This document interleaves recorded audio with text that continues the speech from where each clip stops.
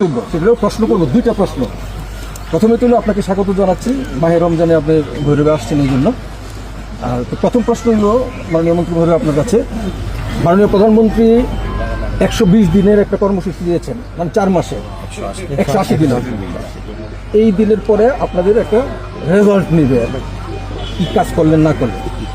এই প্যাকেজের মধ্যে ভৈরবের জন্য আপনি কি কি কাজকে অগ্রাধিকার দেবেন এবং পরিকল্পনা নিয়েছেন?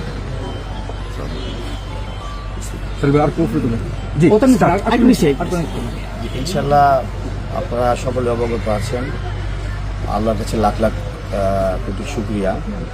আমরা গণতান্ত্রিক প্রক্রিয়ার মাধ্যমে জনগণের ভোটে ইতিমধ্যেই জাতীয়তাবাদী দলের সরকার সে প্রত্যাশা অনুযায়ী নির্বাচিত হয়েছে।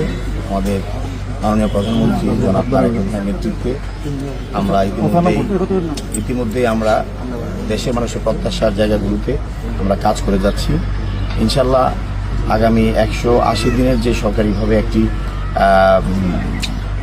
ডেডলাইন দেওয়া হয়েছে, যে আমরা একটা পাইলট প্রকল্প হিসেবে আমরা যে সরকারের বিভিন্ন কর্মসূচি নিয়ে আমরা কাজ করব, আমরা সেই টার্গেট নিয়ে কাজ করে যাচ্ছি মাননীয় প্রধানমন্ত্রীর নেতৃত্বে।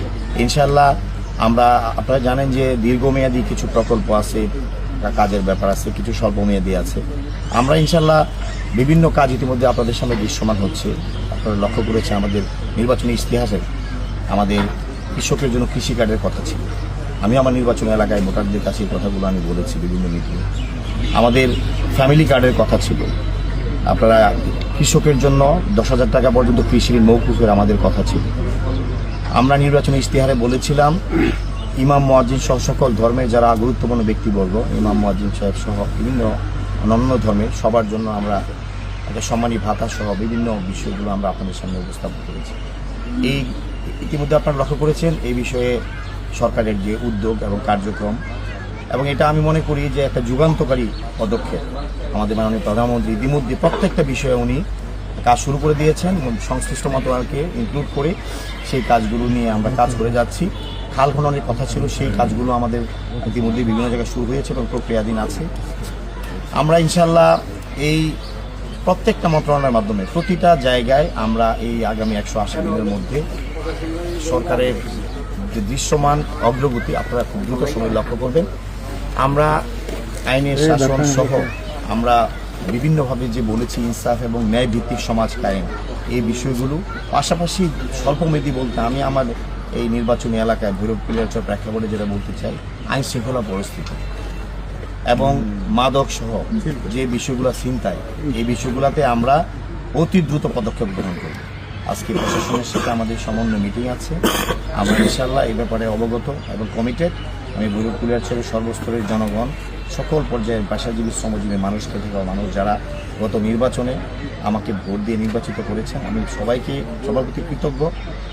এবং আমি আমার যে ওয়াদাগুলো করেছি আমার এই এলাকাবাসীর কাছে, আমার মূল কাজ হবে এই প্রান্তিক গ্রামের মানুষ, বিশেষ করে এই শ্রমজীবী ক্ষেত্রে দেওয়া মানুষগুলো সহ আমাদের ভৈরব পিলিয়ারচরের সার্বিক উন্নয়নে আমাদের কাজগুলো এগিয়ে নিয়ে যাবে ইনশাল্লাহ।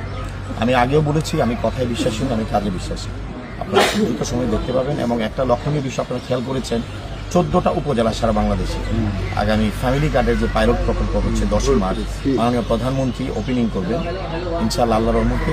আমার নির্বাচনী এলাকার ভৈরবের শিমুলকান্দি ইউনিয়নের 8 নম্বর ওয়ার্ড তুলাকান্দি, সেই ওয়ার্ডটা ইনক্লুড হয়েছে। এটা পাইলট প্রকল্প, এটা তার মানে এই না, এটা কিন্তু পর্যায়ক্রমিক সমস্ত ইউনিয়ন সবগুলোই ইনক্লুড হবে। এটা আমাদের জন্য একটা বড় অ্যাচিভমেন্ট।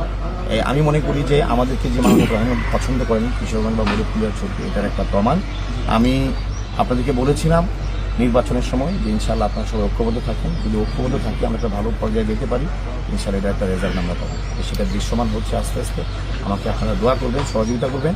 আমি আমার এই নির্বাচনী এলাকার মানুষের জন্য আমি যে ওয়াদা করেছি ইনশাল্লাহ প্রশাসন সহ আমার রাজনৈতিক সহকর্মীদের সকলের সহযোগিতা নিয়ে আমরা সেই কাজগুলো আপনাদের সামনে উপস্থাপন করব।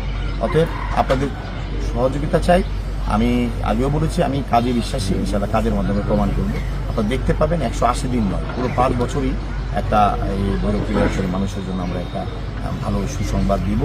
এবং সবচেয়ে বড় হলো আইন শৃঙ্খলা পরিস্থিতিতে আমাদের ইমিডিয়েট নিয়ন্ত্রণে আনতে হবে। মাদক এবং ছিনতাই যেটা সবচেয়ে বড় ব্যাধি হিসাবে আমাদের সমাজে এখন বেশি আলোচিত, ইনশাল্লাহ আমরা প্রথম গুরুত্ব দেবো এটাকে। এটাকে আমাদের প্রথম আমাদের নিয়ন্ত্রণে আনতে হবে। এই ক্ষেত্রে আমি আমাদের পুলিশ প্রশাসন, সিভিল প্রশাসন সহ রাজনৈতিক কর্মী, সমাজকর্মী, সচেতন যারা আছেন পরিবার সকলের সহযোগিতা ইনশাল্লাহ খুব তাড়াতাড়ি আমরা এই ব্যাপারে পদক্ষেপ গ্রহণ করবো এবং আমি মনে করি যে দ্রুত এটা নিয়ন্ত্রণে চলে আসবে। আরও